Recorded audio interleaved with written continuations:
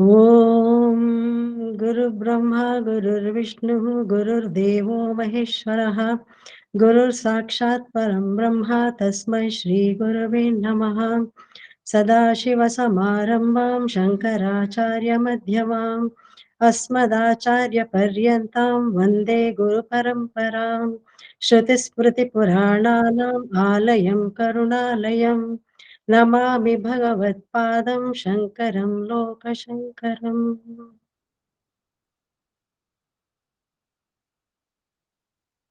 Thank you, Vasu, for the kind introduction. Now, all of us are connected to each other through internet, right? So we are all interconnected. Otherwise, we won't have been able to talk to each other and see each other. So thanks to the internet. So same internet we find in the universe. Let's go through step by step and see how there is internet connection, how we are interconnected. As Vasu said, we're all interconnected to all living beings and sentient and non-sentient and so on. So step by step, we're going to see how we are all interconnected. So as we see, everything in this planet is interconnected. And without this interconnection, it's very difficult to live because we're all social beings and we are not independent, but we are interdependent. So, as we see, we are interdependent on plants, we are interdependent on animals, we are interdependent on so many things. Therefore, it's very difficult to live in isolation, and nobody can say, I'm independent. If I say I'm independent, that shows the ego that I have, and it also shows that I can live without anyone, which is not possible. Therefore, why are we interconnected? Why do we need this interconnection? First thing, foremost thing is I want to be happy. That's one reason, first reason why I want to get interconnected because I want to be happy. Second reason is by being happy, I can give happiness to others or I can get happiness from others. Therefore, it's mutual giving and sharing of happiness. Secondly, when I get helped, they feel happy, I feel happy. When I help somebody, I feel happy, they feel happy. That means the happiness multiplies. Say I have 100 people around me, all the 100 people are helping me, and I'm helping all the 100 people. So this happiness is 100 times more than what I get when I sit alone in a room. So this is what all of us have experienced. Therefore, as social beings, we need to be interconnected to people around us. First thing, what we get is happiness. Because all of us are seeking happiness from so many means. The first step towards happiness is being interconnected with everyone. Secondly, our inner world and outer world are intimately connected. I think all of you agree that our internal world and external world, they are interconnected. Therefore, it's very important for us to know whether we are connected within ourselves. Many times we feel that we are fragmented. My body is doing something, my mind is doing something, my emotions are different. There is no integrity between my thought, my action, my emotion, and so on. Secondly, we feel that I'm something inside, but I'm posing something outside. Means my thoughts are different, what I speak is different, or what I'm inside, my personality inside, I'm masking it. We call it as personality development. It's nothing but masking ourselves. Therefore, there is a gap, huge gap between what we are and what we project. Therefore, we are disconnected inside. The first and foremost thing that we need to check is, am I intact? Am I connected to myself inside? Once I get connected inside, then I become whole. I have no fragmentation within me. Therefore, we feel that we are connected to the source. I'll come to that. What exactly is that source? Bit later on. So we are connected to this source. Therefore, this awareness of interdependence is very, very important for us. First thing is I'm connected to myself, deeply connected. Then I'm connected to others around me. And that gives us awareness and also gives us satisfaction and happiness. Again, coming to the connection with small organisms, are we connected to small organisms around us? Yes, we are connected to small organisms. I start from the biological system itself. We have probiotic organisms inside, that is useful bacteria inside our gut. Without them, we go through several deficiencies. So we need those probiotic organisms. We are connected to them. For example, vitamin B12 is made by those organisms and other vitamins are made by those organisms. So we are interconnected to those organisms in the gut for making of many vitamins and many more important molecules. And outside, how exactly the oxygen started in the earth or in the universe, if you go back after the Big Bang, we find that oxygen first started in aquatic medium, that is in water, where a small bacteria, the people also call it as algae, but the appropriate term is bacteria. This bacteria called cyanobacteria, it made oxygen available. Then later on, when the life shifted to land, the terrestrial organisms, they started getting oxygen and we are connected to cyanobacteria in a way because we got oxygen from cyanobacteria. So we are connected to that. Again, we have iron in so many forms in our body. How exactly this happened? Again, when the origin of earth and life started, the iron, it came from the explosion and also fusion of stars. And this iron was not available to us. Then what happened? The cyanobacteria, what I spoke just now, this cyanobacteria, it went through some chemical reaction and it released oxygen into water. It released iron, and this iron was made available to us. There are two types of iron called ferric iron and ferrous iron. Don't bother much about it. So this is the ferrous iron all of us use. And hemoglobin, all of you know hemoglobin has iron in it, and there are many more molecules in our body, they have iron in that. And this iron came from the cyanobacteria. So we are connected to cyanobacteria and so on. So similarly, water was also formed on the earth by various mechanisms. One by downpouring of water after earth started cooling and life got originated in water and so on and so forth, and we got water for our life. And water is the most important one. 70% of our body is made up of water. So this is how we are connected to microorganisms. Then there are two ways of looking at this interconnection. One is micro universe or microcosm. Other one is macro universe or macrocosm. What is this micro universe as microcosm? In the body, as we see, no organ is independent. We say liver, pancreas, etc., etc. Though they do their functions efficiently, each organ is connected to the other organ. Therefore, cells are interconnected. No cell can boast and say, I can do my job without anybody. It cannot happen. All the cells are interconnected. And same type of cells, they come together and they become tissues. Tissues become organs. Organs become organ system. And each organ system is doing its job very efficiently. What happens when all of them are working and no organ system can say, I can do my job independently? because they're all interconnected.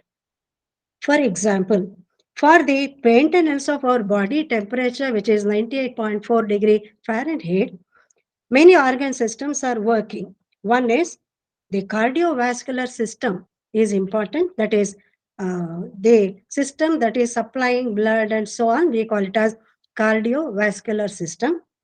Then the skin structure, the respiratory organs like lungs and muscular system, all of them are involved in order to maintain our body temperature, the internal temperature of our body. And if for the cells to function very efficiently, the temperature of the cell surrounding is very important. We call it as ambient temperature. To maintain this ambient temperature, all these fat organ systems are very much required. Likewise, many more organ systems work together to maintain harmony and balance in all the chemical reactions. We call it as homeostasis. Another interesting thing is in pancreas, there is a patch of cell, and this there are two types of patch of cells called alpha and beta cells. These alpha and beta cells, they are close to each other, they work in coordination, but they do different jobs. For example, alpha cells secrete a hormone which releases glucose into the blood, whereas beta cells secrete a hormone which controls the sugar in the blood. But they're close to each other, associated with each other, and they never interfere in their work with each other, but they work in coordination. So, what a beautiful philosophy teaches us. It does its job with understanding, but doesn't interfere with other organ. This is what we need to observe, and we have to learn a lesson from these organs. They teach a lot of lessons to us. Secondly, the cells communicate with each other. Suppose as a molecule has to be transported into the cell to cell communication happens, and the molecule goes into the cell and it is required for some function. Let's say a molecule has no entry to the cell. It remains outside, but the cell needs it. Then what happens? There is an intermediate molecule, like a postman. It takes up this molecule, and this postman now delivers the molecule into the cell, and the cell carries on its function, and the postman, that is the molecule which is responsible in delivering this, is not at all proud and say, I'm doing this job for you. It does its job, and it is very humble, and it transports all the molecules one by one into the cell, and the function goes on. This is another thing that we need to appreciate. And coming back to the most important thing in our cell, which is a genetic material, that is DNA, deoxyribonucleic acid, which we call as a genetic material, which is responsible for all the hereditary traits through genes. And they talk to each other. So there are one or two examples that I would like to give. Once the biologists, they wanted to conduct an experiment with DNA, and they isolated a patch of DNA, kept the sample of DNA in a lab, and they took the donor of the DNA to some other room, and that person was asked to view a film, a war scene, where a lot of killing and crime and all those things, bloodshed, all that was happening. The person who was watching the video, he was really disturbed, and lot of changes happened in DNA.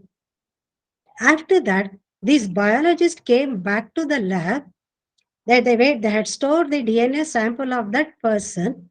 When they studied this DNA, whatever the person, DNA of the person who watched the movie had through the changes, same changes were noticed in the sample of DNA that was stored in the lab.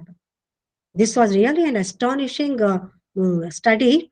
And then they came to know that even if the sample is separated from the biological system, It can respond the same way as the person responds to that. Means this DNA is interconnected to the host, though host is staying somewhere far. Then they wanted to study how far this reaction can go on, how far this stimuli can go on.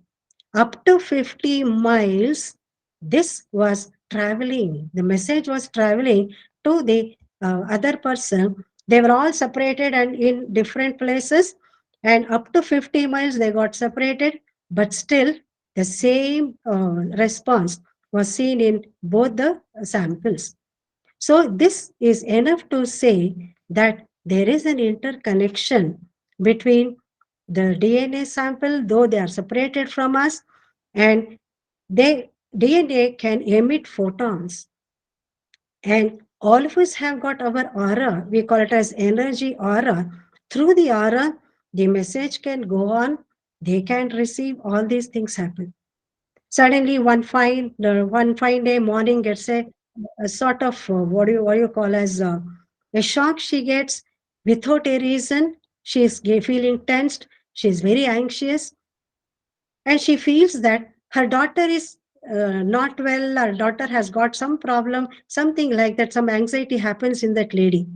After some time, she gets a phone call from the daughter saying that Amma, I met with an accident, I'm hurt my leg. So this is like that. We have got many, many more examples. And when you're connected to somebody, if the person is not keeping well or if the person is going through some problem, if you're deeply connected, we feel that something is wrong with that person. You feel that sorrow or you feel that pain or something like that. I'll just give you one experience. When I was in the college, there was a boy working in the canteen and he would bring coffee to all of us in the examination section. One day, he came to the exam section. He was just standing next to me. Suddenly, I started feeling a lot of grief inside. I was feeling very, very sad. I was just thinking why I'm feeling like that, why I'm feeling sad. Nothing has happened. Then suddenly asked that boy, Yenappa, yenaithu, what happened? He started crying. Then he said, my brother's family in some place out of Bangalore, they met with an accident. My brother's child and my brother's wife, both of them died on the spot, and my brother and the other child, both of them are hurt very badly. See, without him saying anything, when he just stood next to me, I was feeling that sadness or grief or sorrow, what he was facing. See, that boy, now we were there, he was there along with us for a few years. He would just get us coffee or whatever it is from the canteen, and we would talk to him with a lot of affection and all that. Beyond that, there was no other interaction. But why did I feel so much? Like all of us must have gone through this type of feelings whenever you go through some people when you're deeply connected to them. Another incident is once I just had my lunch, finished my lunch, I was reading something. My maid came and she just stood in the hall. She had to clean the place. I started feeling very, very, very hungry. I just had finished my lunch. I was surprised why I'm feeling so hungry. Then suddenly asked her, did you have your lunch? She said, Illa auntie, I'm feeling very, very hungry. Will you please serve me something? So these are some of the experiences all of us have gone through. And you also must have gone through such experiences where we feel connected. We feel connected to somebody. You feel their joy, you feel their sorrow. And when they're very happy, even without their expression, you feel happy. All these things happen because we are connected to them. Again, this is to show that we are not living in isolation. We are all connected to each other. So, if again go back to the microcosm, our body internal system, the heart pumps blood and it goes through all the blood vessels like artery, and it goes through all the arteries and supply the food, nutrient. It comes back through the veins, collect all the unwanted thing, and wherever it has to go, it supplies. Then the carbon dioxide comes back to the lungs, and we throw it out of the lungs. We inhale oxygen from the plant, and we are deeply connected to the plant. We give them carbon dioxide, and plants give us oxygen. We are interconnected, and if without plants, it's impossible for us to live. And the carbon dioxide that we give is very essential for the plants to make their food. Again, we consume that food. We consume that food, and we go through our metabolic reactions, gain energy, and all that. We are surviving because of plants. So there is an intimate connection between us and the plants. And the brain network is very, very important. And the nerve cells are connected to each other, neurons are connected to each other. And there is a neural network through which all the messages go, our thoughts, whatever the brain does, the processing done by the brain. Suppose we touch a hot object, immediately we draw our hand, the reflex action that happens, everything passes through the brain network. And there are about seven main brain network that does it the job. So this is again to show that there is interconnection. Now, coming to the life of plants, which is very, very, very interesting as we go through that. I'll give you a few important examples how plants are interconnected. 90% of the land-based plants, they're all connected through their roots. There is an association of the plant root along with the fungi, we call it as mycorrhizal network. So this mycorrhizal network is very important for plants to survive, because these plants, through the roots, they send the nutrients to the other plants. They take the nutrients from the soil, and the plant to plant connection can happen through the mycorrhizal connections. And then the nitrogen, phosphorus, and other nutrients, they're all going to the plants through the roots. In return, the plants, they share, because they're getting nutrients from the mycorrhizal fungus or connection. What the plants do, they want to give something in return to this. They make sugar, that is carbohydrate, and they produce this through photosynthesis, and they supply sugar to the fungal partners. So how beautiful it is. This fungal network, it gives all the nutrients to the plant. The plant makes sugar or carbohydrate, and it supplies the sugar or carbohydrate to the fungal partners. And there is a symbiotic relationship, symbiosis, and they are connected to each other. And also, we see that the scientists have documented that plants pass defensive chemicals whenever they are affected by the pest or some other microorganisms. And if one plant is affected, the plants make some chemicals, and via air, they send these chemicals to the next plant and say, I have been affected, you better be careful. That plant recognizes these chemicals that comes through air, immediately it makes defensive chemicals, and those plants protect themselves. This is another wonderful connection we find between the plants. Just because this plant is affected, it doesn't say, why should I only suffer? Let my neighbor also suffer. That kind of thinking or feeling the plants do not have. Many times people say, my neighbor is doing very well, why I am suffering, why me? And these are some of the negative thinking that we find in human beings.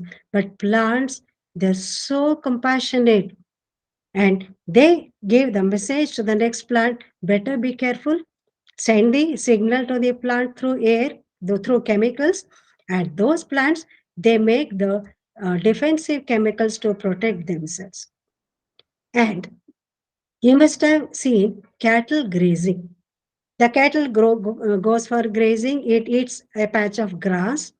After some time, it leaves that place and goes to some other place for eating the grass, though lot of grass is available next to this. Why does it do? The minute the cows or the cattle start eating this grass, the grass produce some chemical which makes it very bitter. After that, the cattle cannot eat the grass because it is bitter. It goes to some other place and starts eating the grass.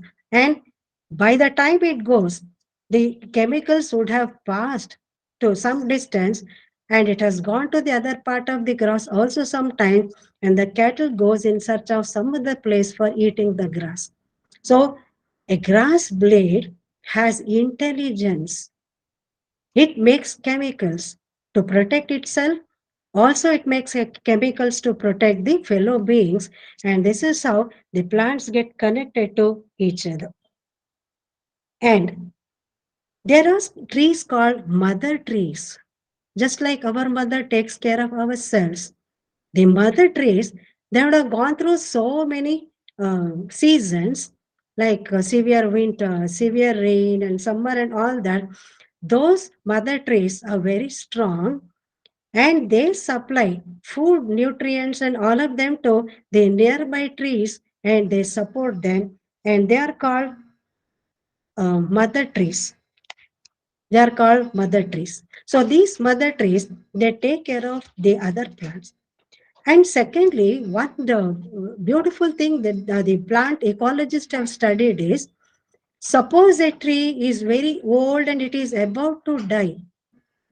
These trees, they supply nutrients to the other trees, and before dying, they supply all the essential nutrients to the uh, either the offsprings or to the nearby plants or trees, and later on these trees die. It's like, parents or elders or ancestors, they give something to the children or grandchildren for them to have a comfortable living before they pass away. Same kind of feeling these trees have. They supply all the nutrients to the neighboring plants and so on. And suppose a mother tree falls because of adverse weather, or if somebody cuts off the tree, the offsprings which are very close to the mother tree, they also die because the mother is dead. As we see in COVID-2 situation, many young mothers died. Some of the children didn't survive at all. So as a result, those some of the children also became orphans. They didn't do well, they didn't grow well, and all these things happen. Same thing happens to the trees also. If somebody cuts off the tree, or if the tree falls off because of adverse weather, the offsprings around that, they also die because of improper nutrition and care. This can be observed in trees also. And the symbiotic relationship that we find between the tree and fungi serves as an example for all of us what science, philosophy, and spiritual traditions have long sought to express in their one ways, that is interconnectedness and interdependence is very, very important. We call it as anyonya ashraya. Each one is dependent on other one. That's what is very important. And the plants, though we call them as traditionally passive beings, but they're very, very sensitive. They are not passive, they're very sensitive. Just because they are cannot move, we cannot say that they are passive.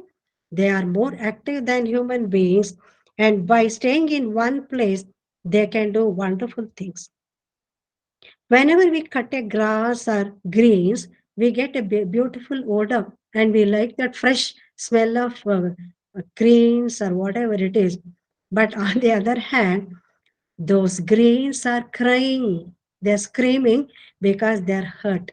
But we never realize that we cut either coriander or we cut some grass or some greens and we say how fresh it is and we cook.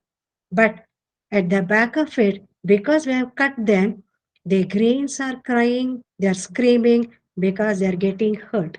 So they say before we pluck a flower, we have to talk to the flower, talk to the plant, ask the plant, can I take a flower? I want to use it for worship. Many people think that you must be a fool to talk to the plants. Can plants understand? Plants can understand. They can respond. Lot of experiments have been done in order to establish that plants have feelings and they can understand. Once we had gone out of station, we had a beautiful plant outside the compound. They were all giving very beautiful white flowers. By the time we came back from Mysore, what happened was that somebody had thrown something on that and the plant was about to die. We felt so bad, then we nurtured the plant and we started talking to the plant, started caressing the plant, gave all the nutrition and all that. Within a month, it regained and it started giving flowers once again. And people now have done a lot of experiments. If you sing, if you play music, if you show love to the plant, they can respond to us in their own way because they also have consciousness in them. They can respond to us. This is what we find in plants. And there is a beautiful saying, uh, also an experimental the result given by an ecologist. She says the evidence is clear that plants exposed to audio of the munching caterpillar produce more chemicals to deter feeding. Means when a caterpillar is eating the leaf, it makes a sound. Of course, we cannot hear that sound. It makes a sound, and that audio frequency of that caterpillar munching of the leaf and immediately elicits a response from the leaf. The leaf starts making some chemicals so that caterpillar doesn't eat the next leaf anymore. And this is the response of a plant to the audio frequency. Means when we talk to the plants, they can respond to us because they're interconnected. And then these plants, they make volatile organic compounds. Just like aspirin, what we use for headache and all that, same way, the plants make a sort of aspirin-like compound when it is affected. And this is a defensive chemical, and also this chemical is given to, I mean, spread to the next plant, and the next plant also becomes very alert and it says itself it's aspirin-like chemical like methyl salicylate. This is similar to human painkiller aspirin. And next question is, can plants communicate friendship and hostility? Yes, it can. Plants can communicate friendship. It can also communicate hostility, and both of them we find in the plants. And this is what is very, very interesting. You must have heard of Charles Darwin. Charles Darwin's great granddaughter, she is also a botanist and she is actively involved in research with plants. And what she did was she selected a group of people and she made audio clip from each person, and this audio clip was attached to some plant like tomato plants, and all these audio clips were uh, given, and each plant was like allowed to listen to this voice. And later on, after a few days, they noticed that some of the plants grow very well, some of the plants did not grow well. And another interesting thing, men, please excuse me for this statement. The female voice made the plants to grow better than the male voice. Especially the Sarah Darwin's great granddaughter, when she spoke with a particular frequency in her voice, that plant grew 2 inches taller than all the other plants. Then she said, how we speak, what's the frequency with what we speak, and what's the love that we convey, what's the compassion that we convey. All this is very important for the plant to grow, and she showed that through her experiments. And there are many, many more chemicals.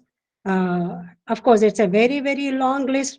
All that I can say is by emitting certain chemicals, plants protect other plants, they encourage other plants to grow well, and they supply nutrients to other plants, and all of them live as one colony, and all of them survive by helping each other. That's how they are connected, and these plants can respond to us also. Same way, can we see interconnection in animals? Of course, we can see when plants can do that, animals which are better evolved than plants in so many ways, they can also talk to each other, they can also interconnect with each other, and they can survive. For example, honeybees. You see, honeybees in a colony, it's a beautiful family, and all those honeybees they swarm around the honeycomb, and all of them spread beat their wings and all that. Because of that, a certain temperature and pressure is created, and the eggs inside that honeycomb they hatch, and the new ones come out, and they make honey, and there is a beautiful coordination between them. And also, you must have seen birds flying, and it is in the form of a V shape, and the leader is in the front. Usually, there will be seven in number, or say six or five in the number. The first one, the leader is going in the front, remaining of them follow the leader. If the leader is tired, it gives a signal to the other bird, and this bird goes in the front, and it sends the leader to the back so that the leader will not get very tired. In case one of the birds fall and die for some reason, all the birds come down, stay there for some time, express their grief over the dead bird. After, it's like condolence, and after that, all of them fly back, leaving that dead one there after expressing their grief. So this again shows that animals, birds, all of them are interconnected, and butterflies communicate with each other, and all the other animals communicate with each other, and so on. So by observing all of them, Rupert Sheldrake, a biologist, he did a lot of studies on the plants and animals and so on, and he proposed a theory called morphogenetic field theory. And he said, just like we have our aura around us, every living organism has an aura around, and he calls it as morphogenetic field, through which even if the organisms are separated by any number of kilometers or miles away, they can communicate and send the message to each other.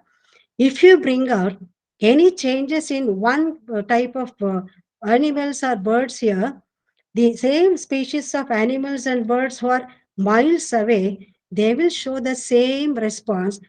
And he says they're all connected through morphogenetic field. And he called it as morphic resonance and morphic theory. But many scientists did not agree this kind of theory, and they said it's not scientific. But after thorough study and research, now many of them are able to accept that there are a lot of evidence to show that all of us have this morphogenetic field through which we are able to communicate with each other and get interconnected with each other. So, if you come back to the latest Nobel Prize winners in physics, they got Nobel Prize for a theory called quantum entanglement theory. And according to this, the small particles like electrons or protons or whatever it is, they are, if two of them are there, they are like mirror images. They are like mirrors or twins. And when after the interaction, you separate them and you keep them miles away from each other, still they interact with each other and they are entangled with each other.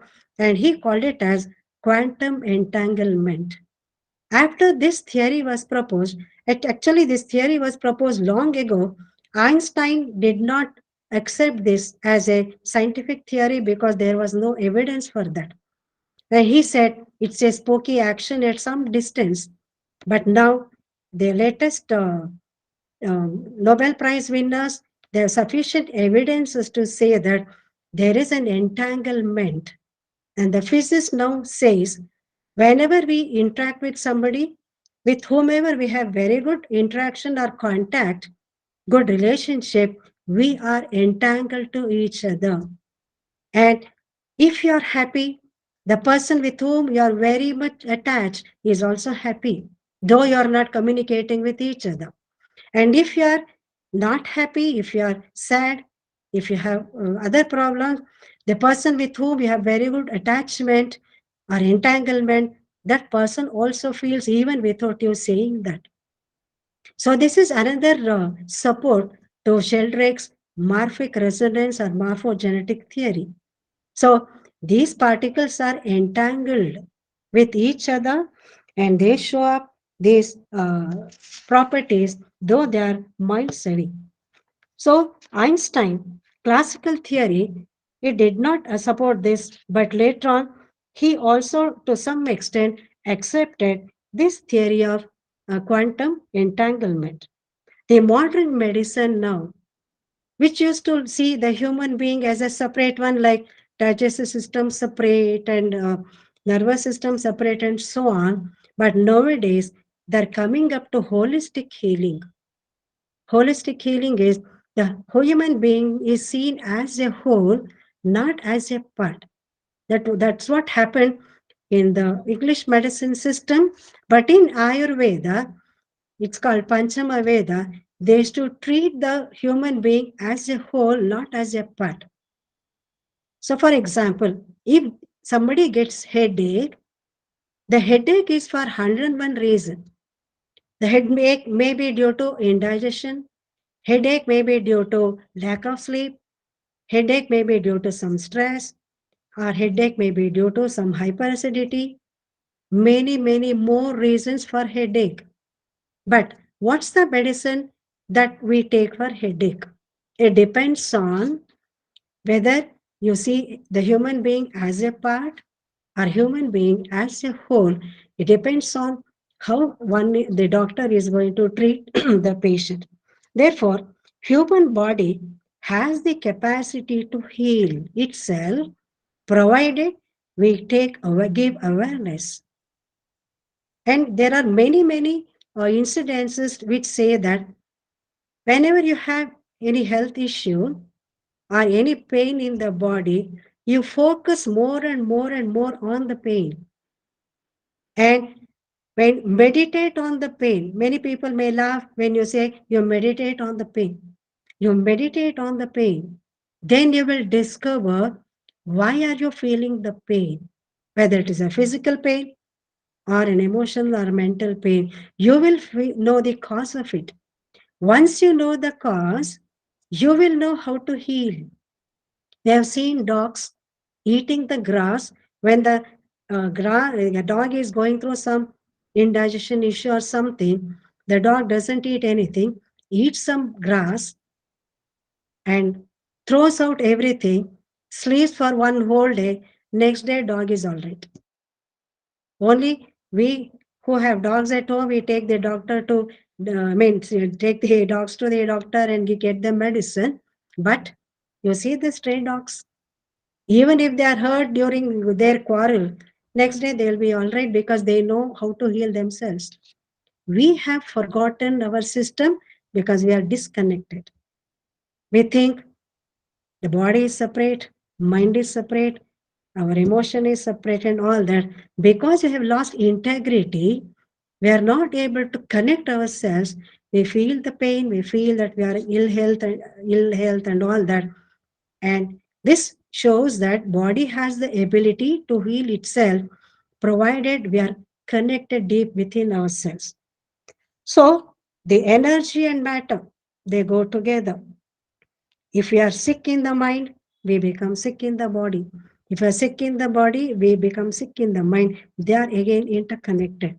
Therefore, the quantum field is the total collective consciousness. Inside and outside the human body, there is energy. Therefore, when you heal this energy, the body and mind or emotion gets healed by themselves. And these days, they use a term called quantum healing. Deepak Chopra has written a book on quantum healing, but there are many people who deny that and all that. But anyway, we have to put everything to test before we accept or reject it. There is something called quantum healing, where if you heal the energy of the person, automatically the body gets healed. This is what is going on. And whenever the stress builds in collective consciousness, there is a social incoherence.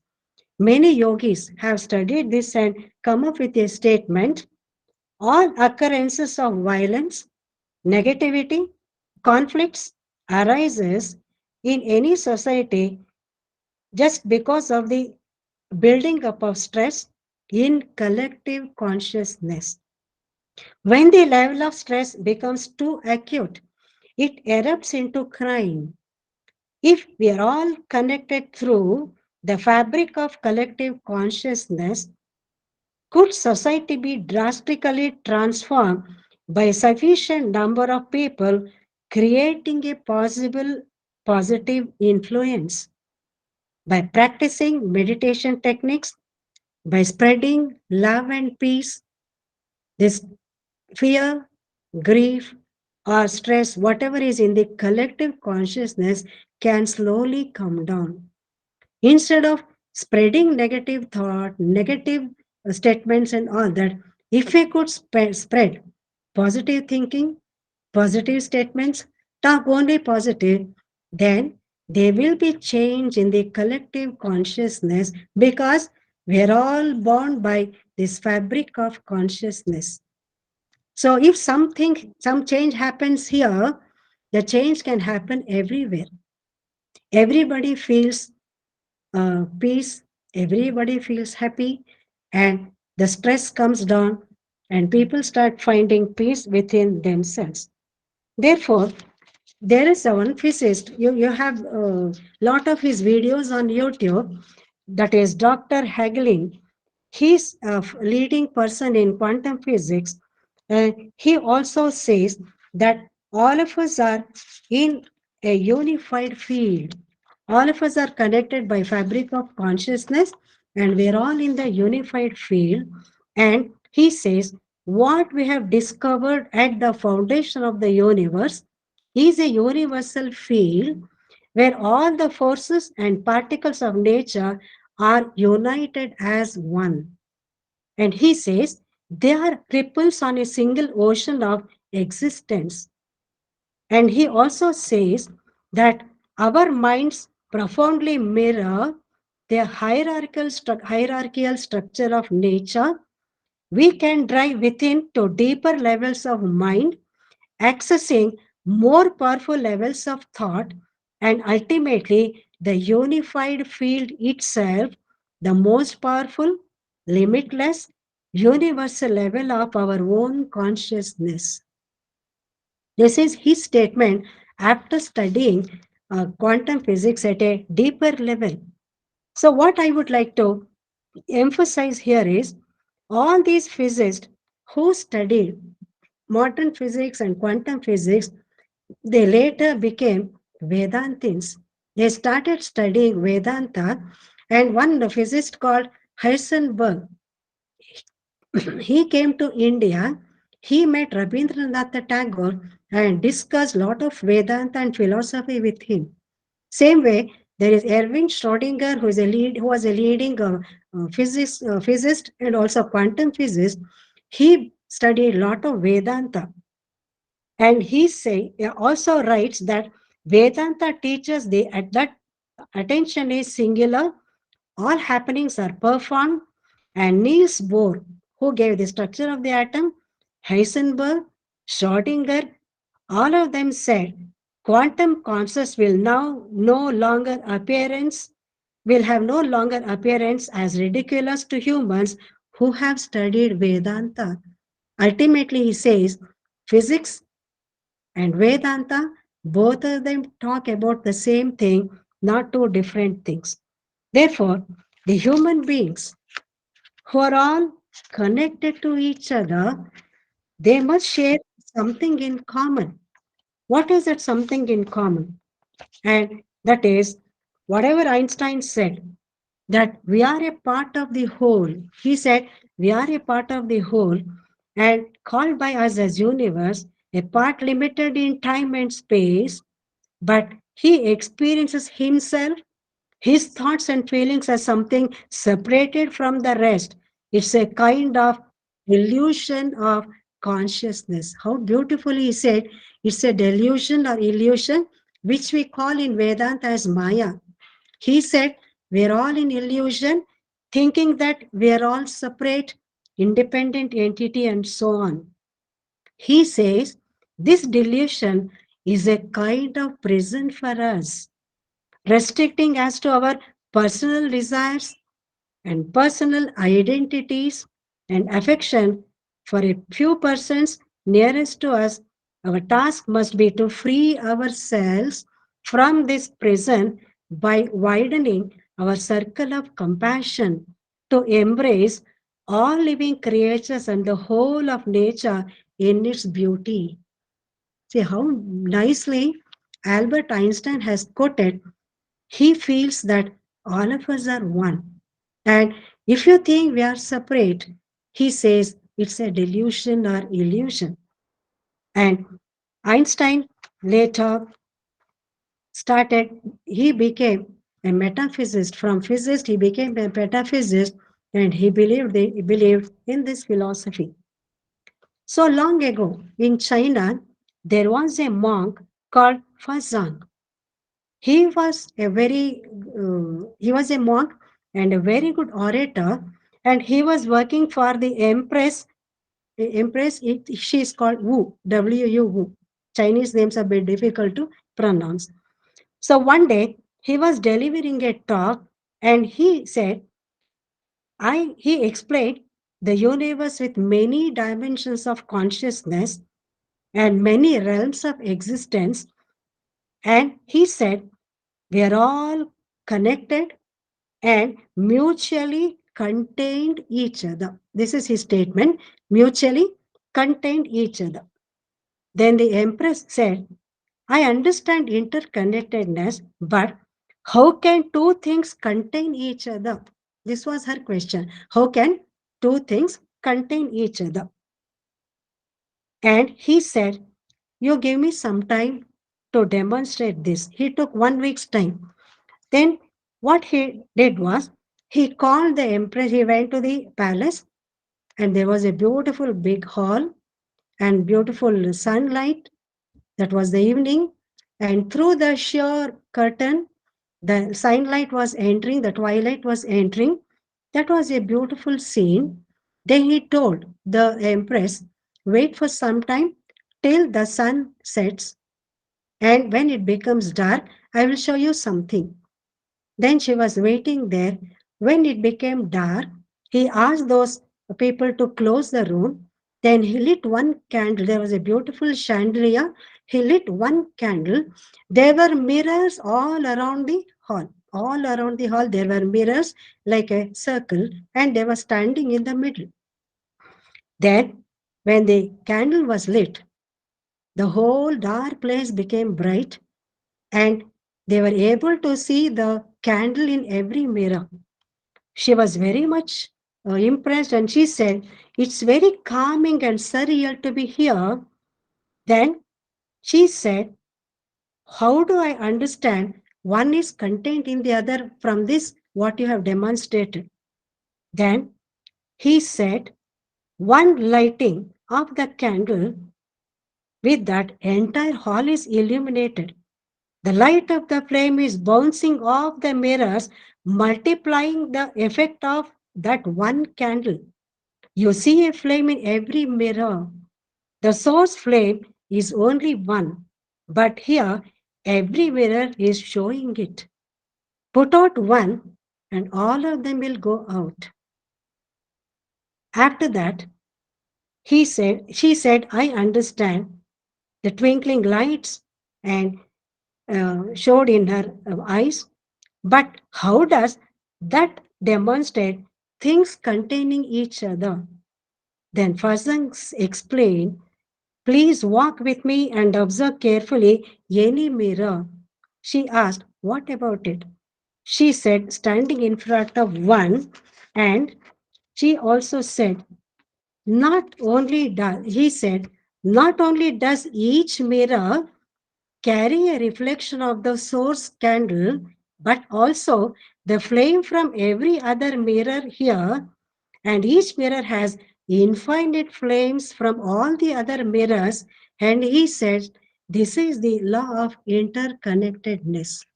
When you have so many mirrors around and you light one candle, there are multiple reflections, and one candle light is shown in all the other mirrors. And this he explained. He said, source is one which is lighting up all the mirrors. And he said, this is what is one containing the other. We are into one another. Each being is with another being, and there is no separation. That is what he explained. This is also what our Vedanta says. Unity of existence is one of the great themes of Vedanta. And ultimately, it comes to the self, capital S. Self is everywhere, says Visha Upanishad. Whoever sees all beings in the self and the self in all beings cannot hate anyone. For one who sees oneness everywhere, how can there be delusion or grief? Unity is the eternal truth of things. Diversity, a play of the unity. It appears as so many, but it is one. As Brahman appears as many, but it is only one. Self is only one. The sense of unity has therefore been termed knowledge, that is vidya. But sense of diversity is ignorance, which is avidya.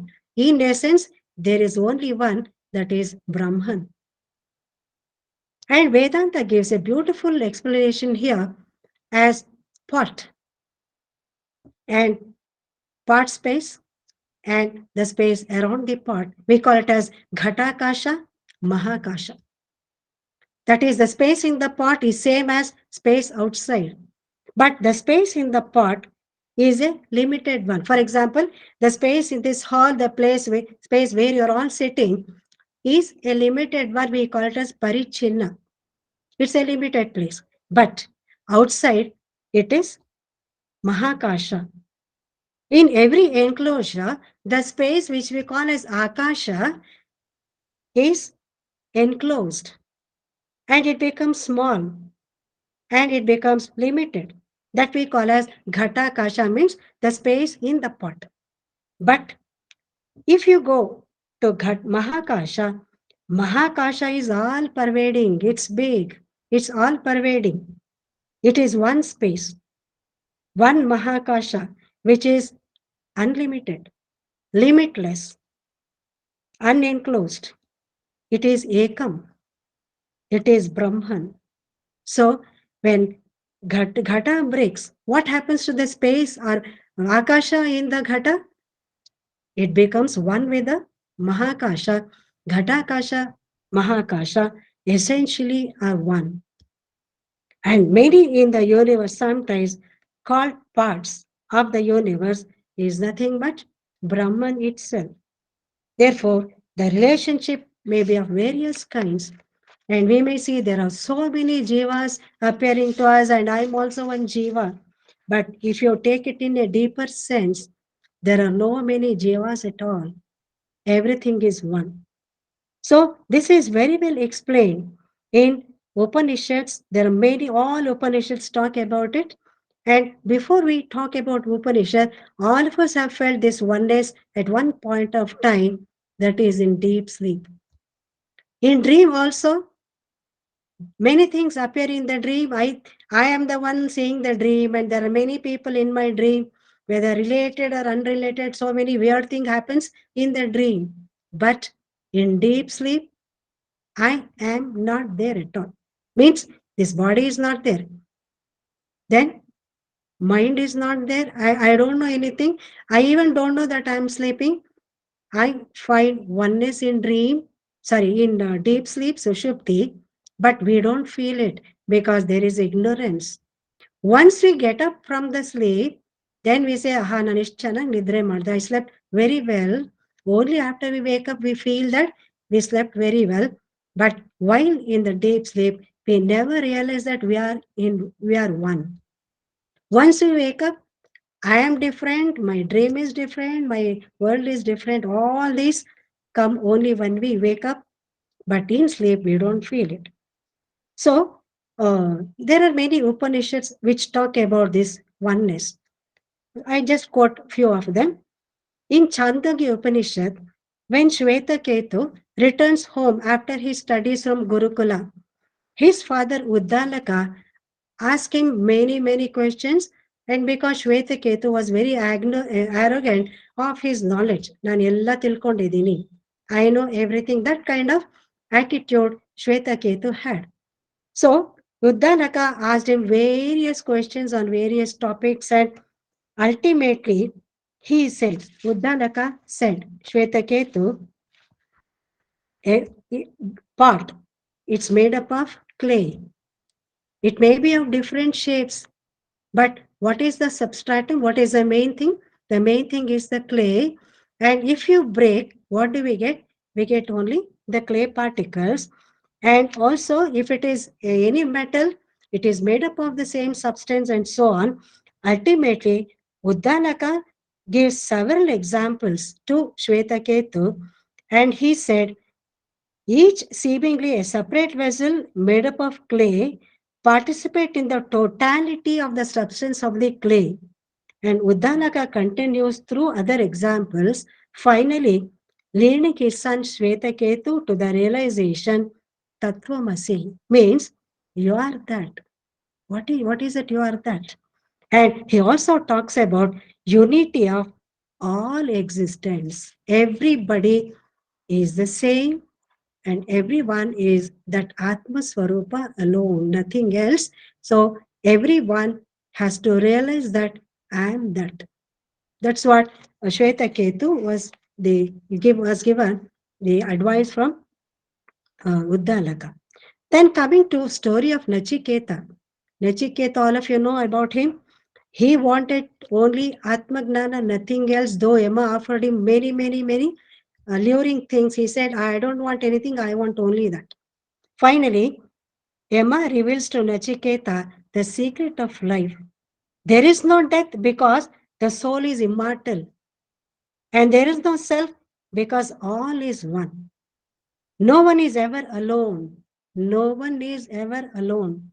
Nothing is ever lost. Nothing is ever lost. And everyone eventually will return home.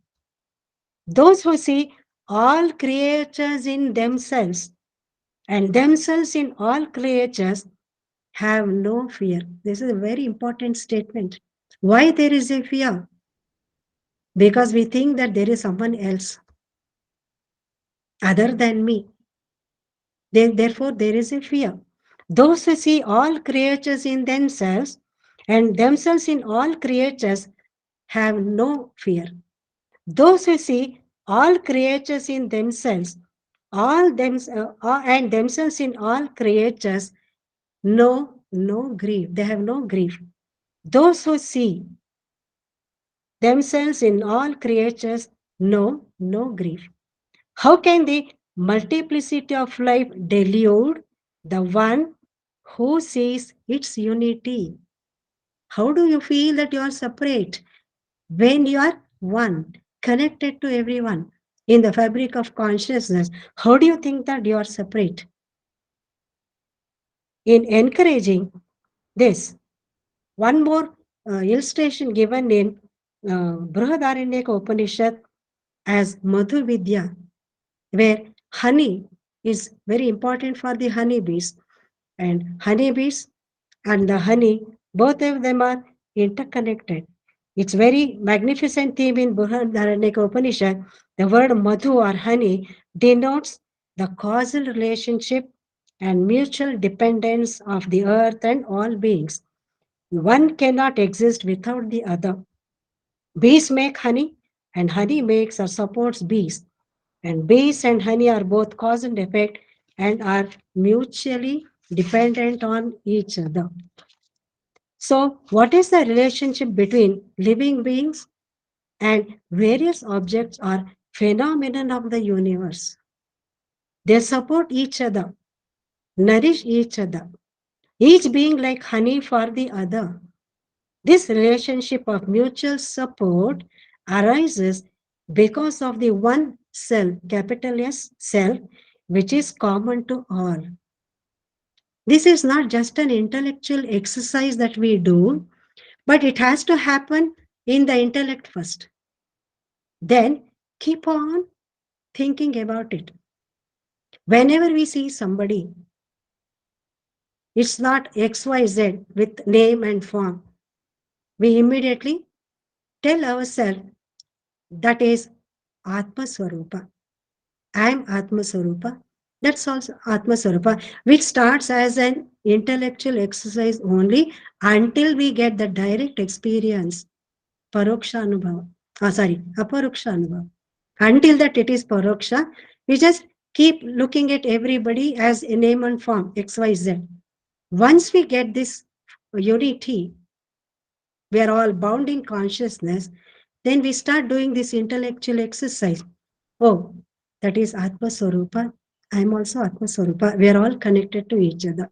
If we keep talking about it every minute in our mind, then slowly we get that feeling of separatedness. We feel that I am one with everyone, everyone is one with me. This kind of feeling we get. This relationship of mutual support arises because of the one self which is common to all. The same self pervades the earth, pervades every living being. The consciousness in earth and the consciousness in living beings. The conclusion drawn is that self is the ultimate cause of all beings. Everything is Atman only. Everything is Brahman only. The individual is not separate from the substance of the whole. We call it as Amsha Amshi. I'm not separate from the whole.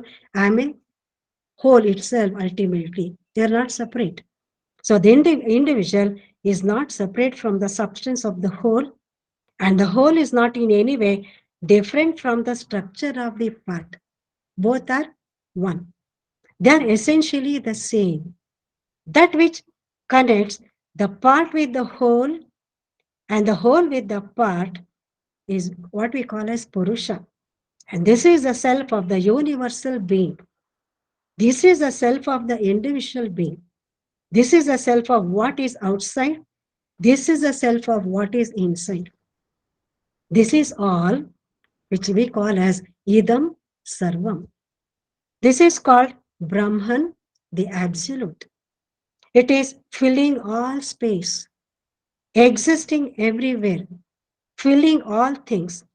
It's a plenum, it's fullness. It's called, therefore, Brahman, Brahman alone. Everything in the universe is interconnected vitally and organically through consciousness. Nothing exists in isolation. Nothing exists in isolation. Everything in the universe is an effect of the ultimate cause, variously called as Brahman, Self, or Atman. Every effect tends to gravitate towards its ultimate causeless cause and eventually merge into it The self dwells in all beings. So it's just like the river flowing. And as many thinkers, Nani say, I am like a river flowing towards my destination. Many rivulets and many others join me. All of them flow with me for some time. But later on, they get diverted, they get separated, they find their own way and they start flowing themselves. But I know what is my destination. I slowly enjoy flowing towards my destination without losing my way because I know what is the ultimate. So, in this journey, though we have interconnection with everyone, ultimately, what all of us have to focus is I have my destination. I give joy, I give love, I give compassion, I help whatever I can do, and I share whatever I have, everything that we do, but we still continue our journey. Ultimately, we go towards our destination, and as Sadashiva Brahmendra says, Sarvam Brahmamayam Rere. Sarvam Brahmamayam. Kim Vachaniyam, Kima Vachaniyam. Everything is Brahman. So it's a beautiful mm, Nadi's words. He says everything is ultimately Brahman. So this is what I just wanted to share with all of you today. And if there are any questions, I would try to answer all of you. You are all experienced and you are all sadhakas. You have your own experiences. If you can share all of them, I shall be very much benefited. And thank you, Vani and Vasu, for giving me this opportunity. Thank you so much. Thank you. Thank you,